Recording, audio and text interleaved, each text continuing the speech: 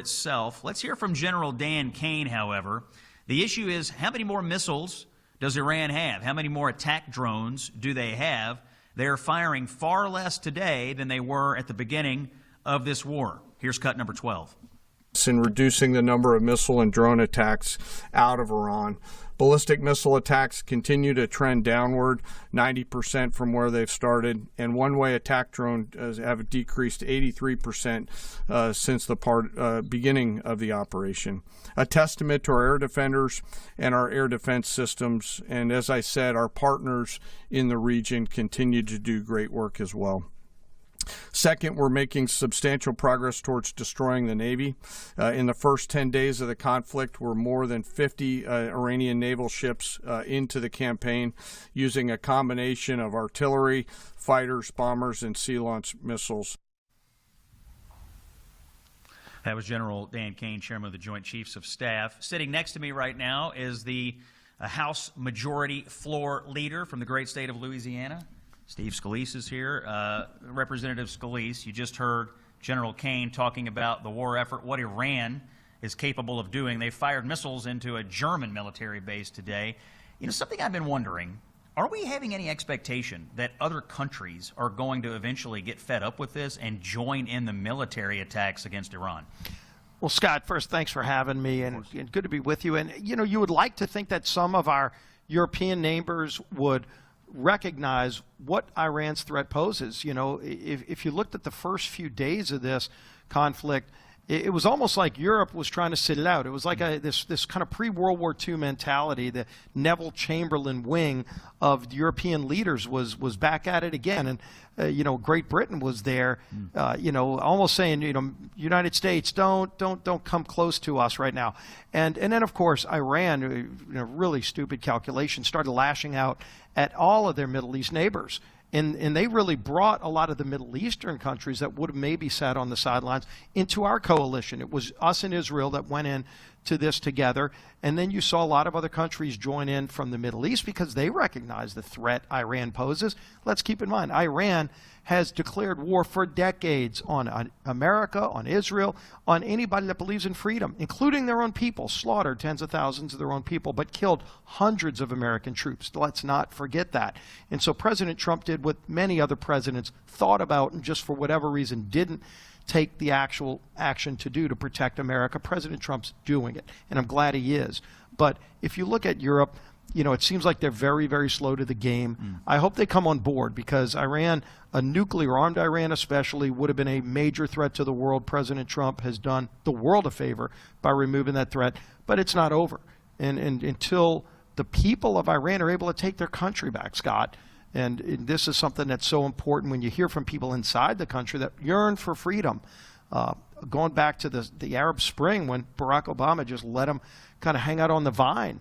And other presidents just ignored their pleas. Finally, President Trump did something about it. Now it's going to be ultimately up to the people of Iran. But it'd be nice if our neighbors who also believe in freedom would step up against evil, because there's evil in the world. It's not just Iran. It's, of course, Russia. It's China. It's North Korea. And yet at the head of that snake in many places was Iran as the largest state sponsor of terror. And now they're on their knees. Let's not let them up. I keep hearing Democrats complain that they are not satisfied or that they're not hearing a rationale for what we're doing in Iran. It's pretty clear to me they're not going to have missiles, they're not going to have nuclear weapons, they're not going to have an aggressive navy, and they're not going to export terrorism around the world. And oh, by the way, as you mentioned, 47 years of this, killing Americans and really waging war on all of Western civilization. That's a pretty good precursor and a pretty good rationale for attacking these guys, if you ask me. Yeah, did they forget about hundreds of Americans, Scott, American troops, men and women in uniform that were killed at the hands of Iran and Hamas and Hezbollah? All the blood is on the Ayatollah's hands, and the Ayatollahs no longer walking this planet because ultimately it caught up with them. But where are those Democrats? You know, especially when they were calling on presidents to do something about the threat that Iran posed. And of course, you saw the appeasement wing of the Democrat Party which you've got the socialist Mandami wing that's pretty much running the Democratic Party today.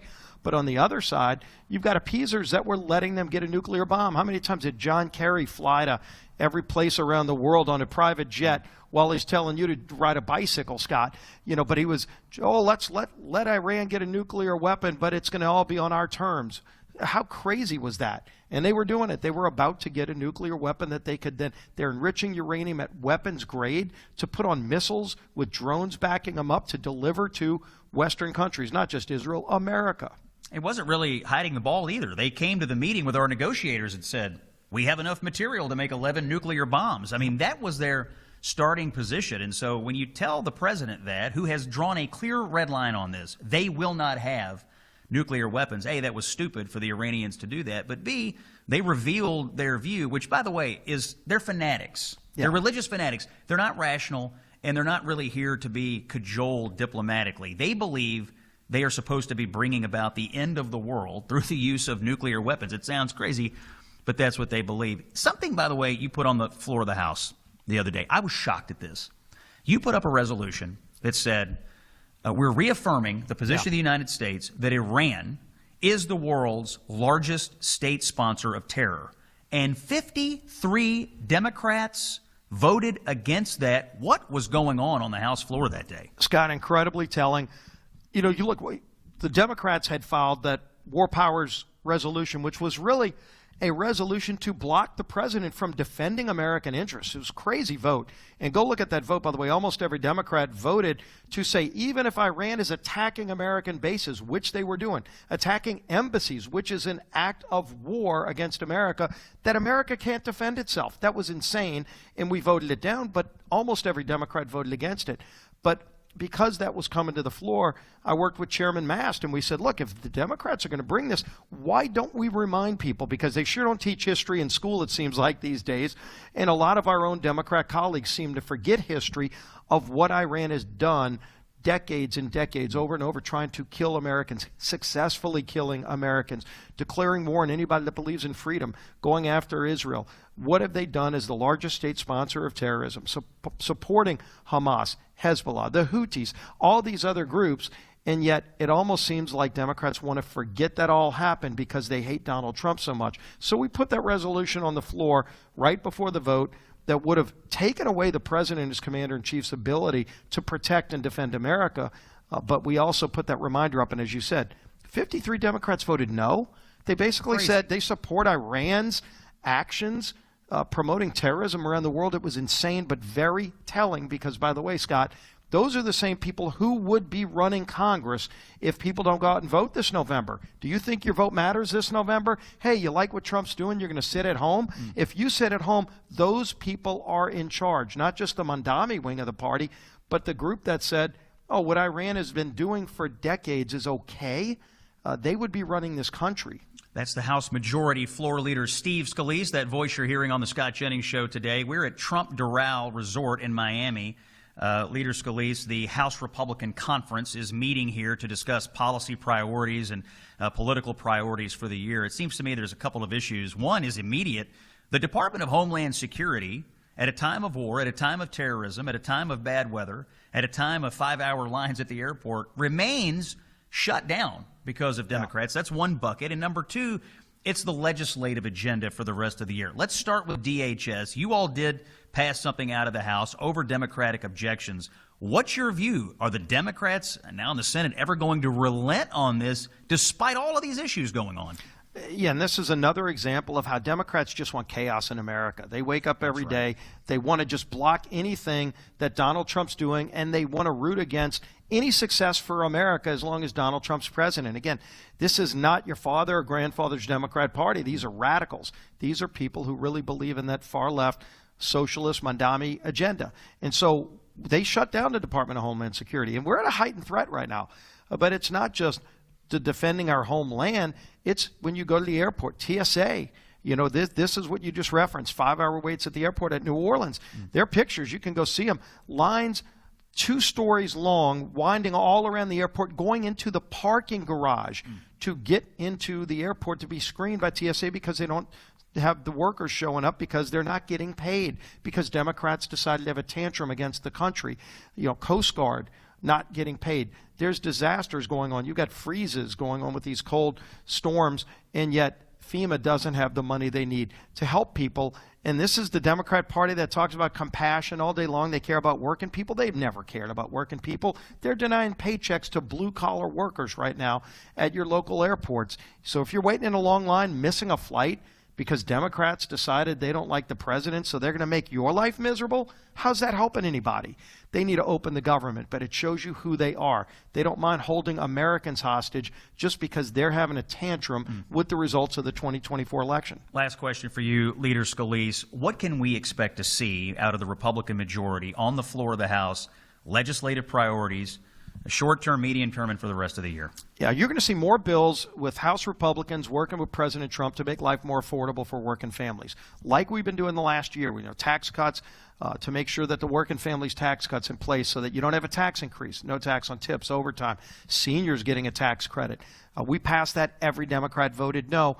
We're carrying that out now. We're doing more things for affordability. We've got a good housing bill to lower housing costs. Right now that's over in the Senate. They're trying to work out some differences that we have with the Senate. We've got a big transparency bill, Scott. So in healthcare, you always hear people complaining. I can see what I'm on the interstate, and I can see four different on every intersection, 4 different prices for gas, and I'll drive across 8 lanes of traffic to save 2 cents, but I have no idea what healthcare costs are. We're bringing a price transparency bill in healthcare out of the Energy and Commerce Committee. You'll see that on the floor. Permitting reform so you can build things in America again. It's almost impossible with all these crazy radical laws, Endangered Species Act, the NEPA reforms, which basically say you can't get a permit to build something in America, and it takes 15 years to fix a bridge that's about to collapse. It's insane because of radical environmentalists. We're confronting all of that by bringing bills so that you can lower the cost of things, ultimately lower gas prices, lower food costs. And Democrats are standing in the way, but we're moving those bills anyway, Scott. And that's coming up in the next few months. You're going to see these every week on the House floor. That is Steve Scalise. He's the House Majority Floor Leader. We're broadcasting live from the House Republican Policy Retreat in Miami, Florida. Leader, thanks for coming by. We're going to take a quick break. I do want to give all of you all a quick reminder. Sign up for Patriot Mobile if you need a new wireless provider, or if you're not happy with what you've got, or you want to invest your monthly bill in a company that shares your values. The answer is clear. Patriot Mobile. I know these guys. I trust these guys. I've met with these guys.